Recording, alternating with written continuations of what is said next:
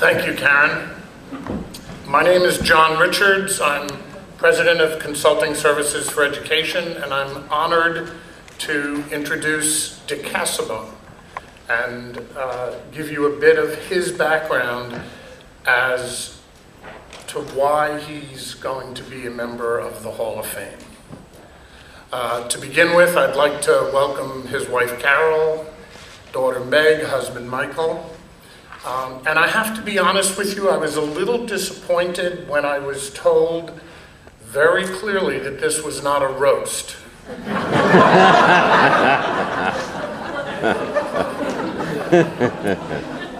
Very clearly. Dick really is the heart of the education publishing industry. And I mean that in a way that is hard to describe. For 40 years, on and off, he's run Casabonne Associates. And on when he has a job, then it's off, then it's on, then it's off.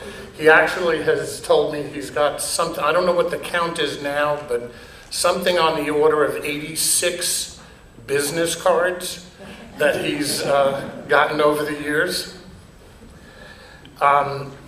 But what he's always said is that when you're doing consulting, when you're working in the industry, it's about people and relationships. It's not about companies.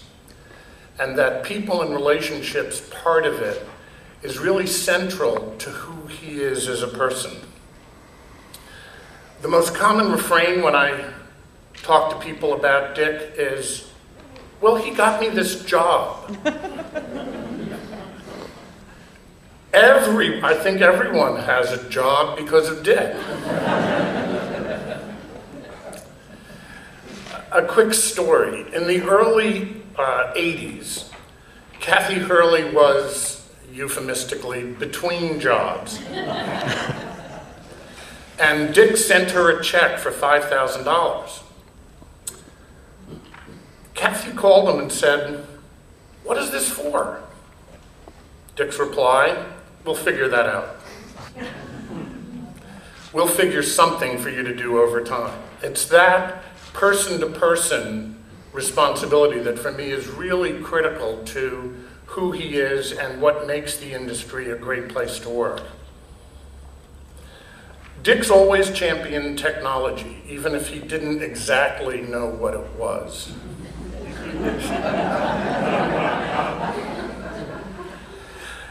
Actually, it's almost an apocryphal story. We met in 1981, waiting online for the Boston Computer Society meeting, a society that was started by a 15-year-old, and we were there to figure out what was going on.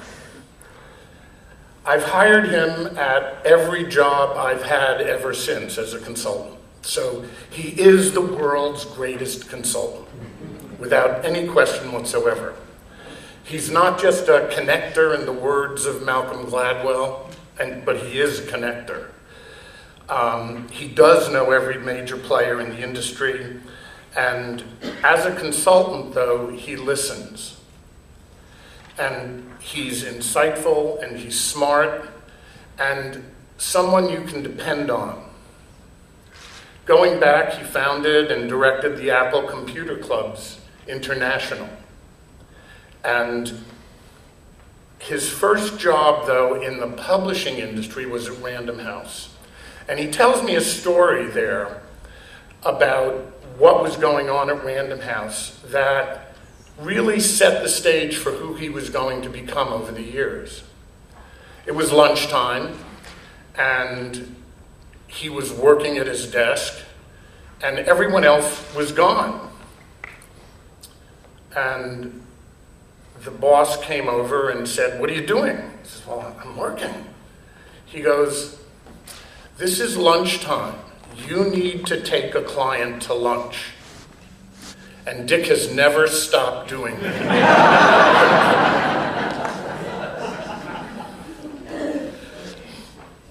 He was president of Grolier International, and the international component of his work really permeates everything, whether it's touring with people from New Zealand, or it's going to China or India. He does live in Newton near me, but his real home is Seat 1A. Dick went to Harcourt, was senior VP in planning and development, and they purchased Steck-Vaughn, and Dick ran that company as president. He went to LeapFrog, that really to start up their education, their institutional education business. And if you think about something like LeapFrog, where you've got a very practical reading solution, he built that up from nothing into a major industry player. He continues to serve on the boards of many companies, but he has this encyclopedic memory. Whether he's giving an architectural tour of Chicago, or whether he's taking you to a restaurant and you're looking and you're going, this looks familiar. He says, yeah, we were here 11 years ago. And I'm sitting there going, how do you remember this? Well, in fact, he knows the major restaurants in every major city of the world. Dick was a founding member of the Dogs.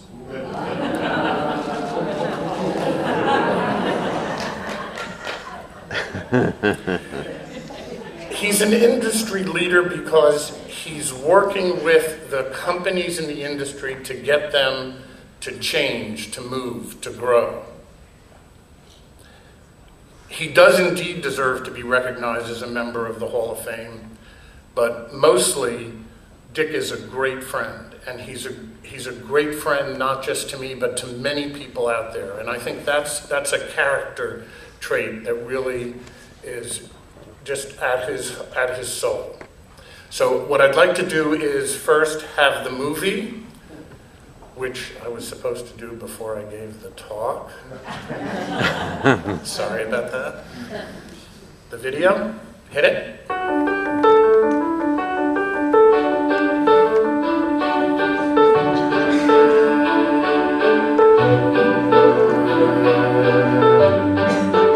Dick is really a mentor to the industry. So in a way, he's also been my mentor. I always say that if you want to know what to do in this business, take a look at what Dick Casabonne is doing and see if you can't do it just like he does it. He's worked for publishing companies, he's worked for supplemental publishing companies, he's worked for hardware companies, professional development companies, testing companies, software companies, and he's been a consultant, he's been on many boards. So he's just a snapshot of the whole industry. Dick's whatever you need him to be. He's not just a marketer, he understands business, he understands education, and I think he has a real flair to see what's coming. I knew something was happening internationally, but I did not know what to make of it or what to do with it. So I turned to Dick, and he really became the psychic force that drove all of the work we ended up doing internationally. One of the exciting things that Dick did for Brown Publishing Network was to introduce us to the world and the exciting new world of international global publishing. He accompanied us to the London Book Fair, the Frankfurt Book Fair, and the Bologna Book Fair. We met with people from South Korea, from Taiwan, from Egypt, from Singapore. He worked with most of the major companies in the industry, including Apple. So that was what his background was, but his real strength was in taking little companies, little guys just starting out, and helping them translate what he knew into something that, put them on the map internationally.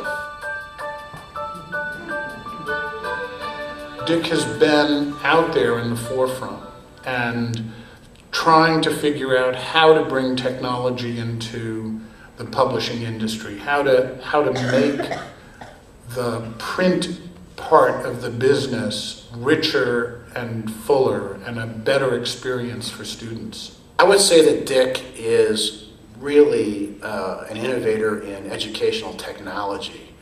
I think he, more than anybody else that I can recall, has been an advocate of technology even when it really wasn't popular. He's always excited and curious about the new technologies that come out, the new approaches to education. He's always looking to see what's going to work in the classroom. Steph Muller, who was a former editor at Steck-Vaughn, tells this story about when Dick took over as the presidency of the company. So Dick walks into the room, and his entire speech consisted of 6 words.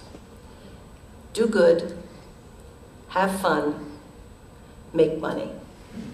One of the most unique things about working with Dick was dinner. And by that I mean that Dick really understood the value of sort of social networking and face-to-face interaction. It was always fun working with Dick because he was so alive and full of ideas of what we could do and what's going on in the industry. There's so many different approaches that are being tried, so many that don't make it to the finish line, but Dick is really good at separating out what works and what doesn't work. I would say that he is really an advocate for the teacher, he's an advocate for the student, and he's an advocate for the publishing industry because he also understands what's going to work for the industry and what's going to be profitable.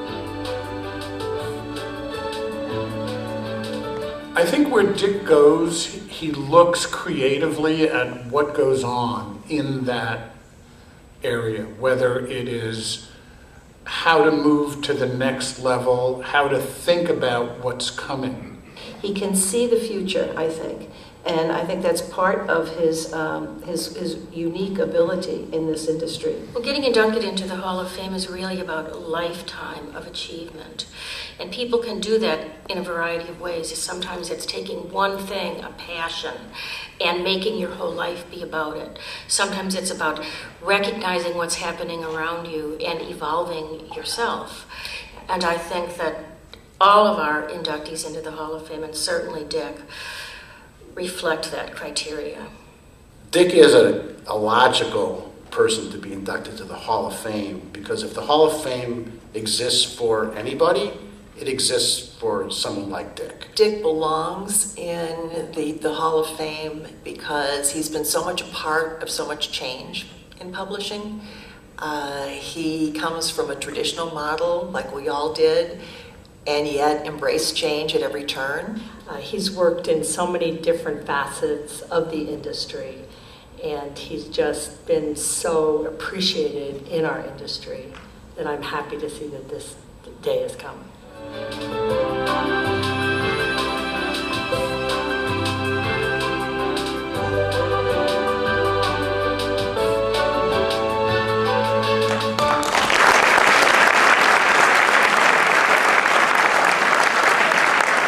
Dick, can you come to the stage?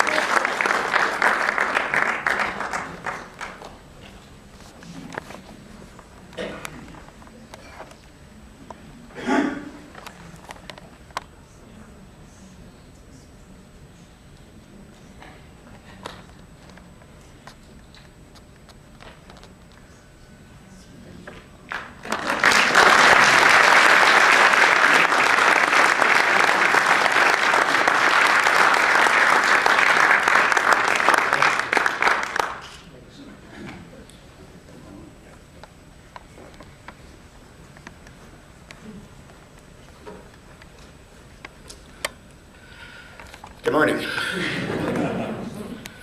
Well, I guess we all know that I like to eat. So if you need any recommendations, restaurants, menu types, just ask.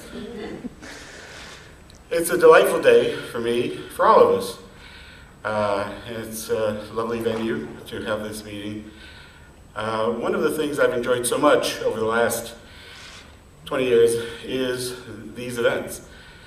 I strongly believe in associations, and what AEP has done and continues to do is extremely important because it brings us together and provides the vehicle for each of us to share his or her thinking with each other. It's been very meaningful. And so a special thank you to Charlene and her staff at AEP, to the board of directors. Keeping the Hall of Fame alive and growing is an extremely demanding task, and yet one that's been accomplished beautifully. And thank you to my very well-chosen speakers. Said very nice things about me. Payment will be in the mail. I want to thank certain people that are here with me today. My daughter Meg and her husband Michael, two very important people to me.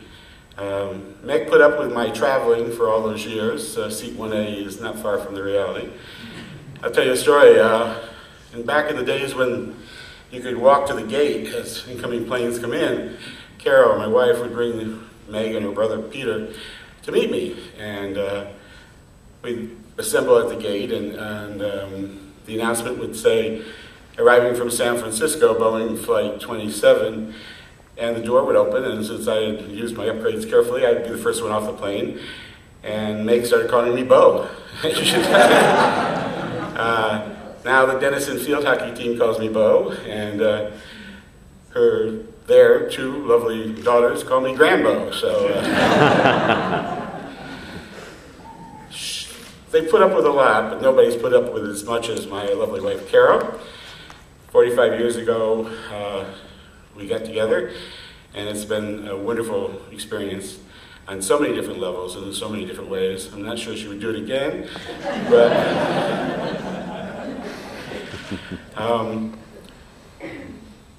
we moved to Boston. Well, first of all, I went to Brown, and I wanted to be a writer, and I had a wonderful teacher, John Hawkes, teaching writing, and at the end of the first semester he said, have you thought about editing? But I take direction very carefully. And the second semester he said, what about publishing? Actually, publishing is the best job in the world. I'm so happy that I lucked into it. It is the type of thing that allows you, as I think John mentioned, bringing people together, bringing ideas together, bringing concepts together, pushing the envelope, making things happen because it seems right and it seems that more people will benefit from it. And that's what I've been trying to do my entire career. And through all those jobs, 54 business cards, John. And you got the jobs pretty good. I think you left one or two out, but it's been really exciting. My doctoral dissertation is on bringing together auditory, visual, and textual information. I didn't know about computers when I was writing it, but in those days it was audiovisual. But I totally believe that we enhanced our learning experiences with a bombardment of our senses, all three areas. I think kids today agree, and music certainly has become the important role that it should have. And computers allowed us to do that in a way that nothing had ever allowed us to do it. I mean, I'm a librarian by training, and I don't like anything better than a book. And yet, I'm a totally devoted digital person because it takes what a book does well, and when necessary, does other things for it. And as educators, which we all are, the thing we need to do more than anything else is to try to create a path for those teachers and students and parents out there so that learning takes place at all levels in the best possible way. Two major premises that I have for looking at education is to take advantage of the homeschool connection, to foster it, to make it happen when it's not there. Kids don't learn in school. They don't learn only at home. They don't learn only on the playground. They learn all the time, or at least they should be. So that homeschool connection to me is the most important thing out there. And in fact, computers, technology, allows that to take place more than anything has in the first couple hundred years of education. We are replacing all of the things that worked once but no longer work with things that might work, some of which have been proven to work. Not all of those things have been proven to work, and we're working at it to try to determine what the best solutions might entail. But that homeschool connection is essential, and then merging auditory and visual textual information in a way that's meaningful is also essential. I was at my granddaughter's house the other day, and the 4-year-old was playing a game on the iPad where she was dragging various pictures around to create a sequence, which evolved into a pattern. I'm thinking, wait a minute, this is reading. And she's creating a story, you know. So she's telling her 9-month-old sister what she's doing and how she can change the events by just moving these pictures in different orders. And then if you wanted things to happen at the same time, well, she didn't know how to do that yet because there was an app for it, which her daddy hadn't given her yet. But they really are there, guys, as you know, if you have children and you work with them on a regular basis. We need to encourage that in the schools. We are encouraging it in the schools, and we need more and more of it. I've been very fortunate with the support Carol has given me all these years. She has always been there. Carol's one of those interesting women who majored in Arthurian legends. I never did understand it, but I accepted it. But she became the head of the first customer service department of the first mutual funds management firm in Boston, Mass Miggs, and brought with her knowledge of the way people reacted, at least during Arthur days, and pulled it together in a meaningful fashion, which allowed me to spend the first 6 years of our marriage life getting 6 degrees. So I am a librarian, an architect, a fine arts major, a systems designer, and that's who I am. And each one of us has a story that's similar to that, because each of us, just by the nature of the jobs that we do, are curious and really look for the next solution to those activities. So it's been a wonderful career. I've really enjoyed it. I've enjoyed immensely meeting all of you out there. I am a people person, and I do like to do that more than anything else. And I also like to go to lunch. So if you're available, do let me know. So thank you, AEP. Thank you, family, Carol, Meg, Mike. Thank you, all of you. Special congratulations to Karen, who I've known forever, and Marjorie, who I admire enormously. Congratulations to both of you for the contributions that you have made. I've worked for each of you at various times in strategic planning at Holt, and both at Claros and Microsoft for Karen. And I think we all share so many of the same objectives and goals, and to me that's been exciting. So now, in my advanced years, it gives me great pleasure to look back on it. So, enough of that. I want to thank you again and wish you a good day. Thanks.